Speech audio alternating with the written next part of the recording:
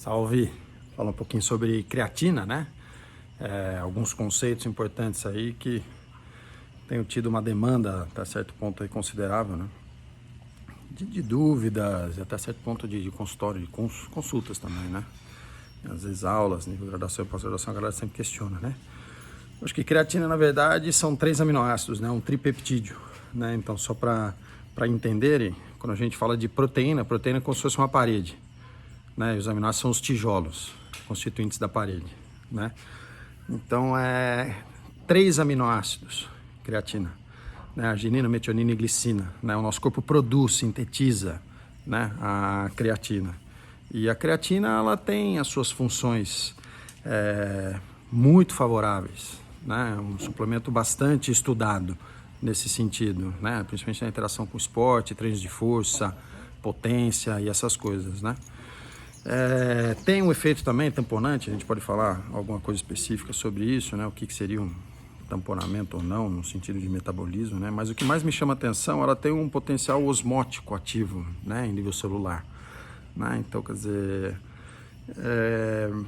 ela tem um potencial de trazer para dentro da célula muscular também água, né? Ela tem a sua efetividade potencializada a partir de determinado momento de saturação em nível celular, né? Quando a gente atinge uma concentração, né? Até que os protocolos clássicos da literatura científica, né? Um deles envolve essa saturação, né? Ou seja, geralmente os protocolos são de 8 semanas, né? Porque a gente produz creatina, né? E muitas vezes a gente pode inibir a nossa síntese endógena de creatina se ficar de maneira contínua suplementando, né? Então, geralmente a gente orienta sempre uma pausa de creatina a partir de determinada periodicidade aí, exatamente para não inibir a nossa síntese endógena, enfim, né? Mas os protocolos tradicionais clássicos, geralmente 8 semanas, primeira semana, existe um protocolo que satura, né? 4 tomadas de 5 gramas ao dia, fazendo 20 gramas diárias, né? Na primeira semana, em 7 semanas seguintes, aí sim 5 gramas de maneira contínua. Existem outros protocolos, né? Um deles é 5 gramas de uso, né? Sem saturação ou não na primeira semana.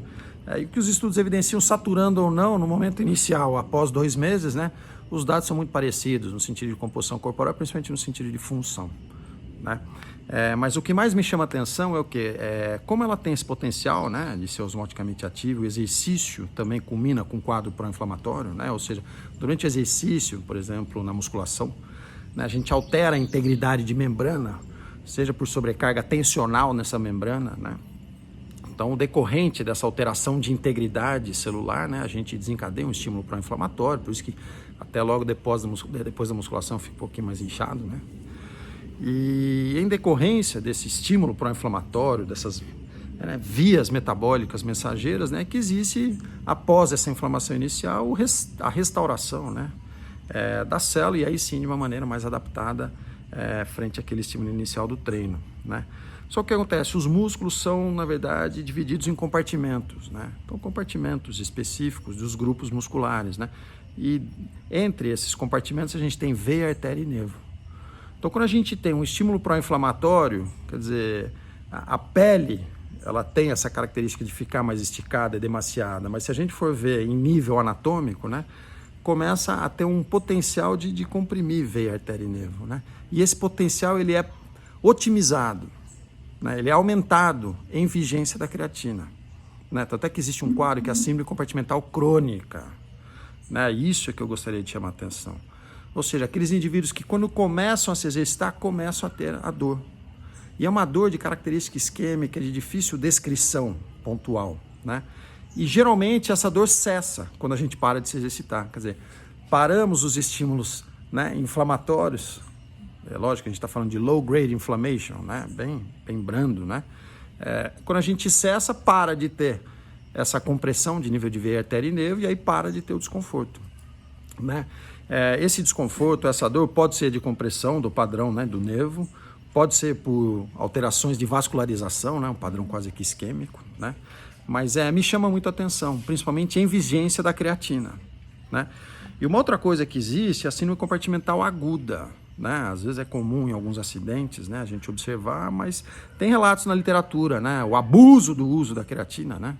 Então, quer dizer, tem um relato bem interessante, um artigo bem interessante, 80 gramas ao dia de creatina, né? Quer dizer, associada aos estímulos de treino, né? Então, se você fizer uma obstrução de nível de veia, artéria e nervo aguda, né, se realmente você tem uma situação aí mais emergencial, né? Aí a gente tem que fazer a fasciotomia para ter um alívio, né? Então, uma coisa é o uso, outra coisa é o abuso do uso e contextualizar, né? Contextualizar qual é o propósito do uso, né? Então, existem fontes alimentares, né?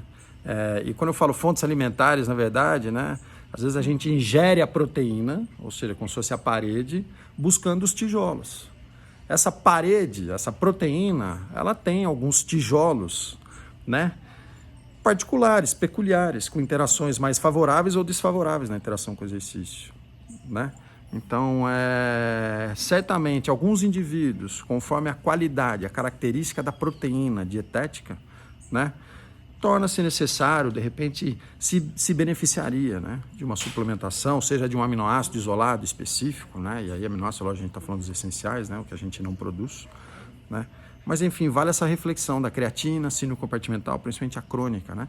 Então você corredor, né, você ciclista, que quando começa a se exercitar, começa a ter uma dor em nível muscular e não na articulação, né, em nível muscular é sempre interessante a gente ponderar e contextualizar, né, a possibilidade aí da síndrome compartimental crônica, né? Então fica aí a orientação, na verdade. Tamo junto. Valeu.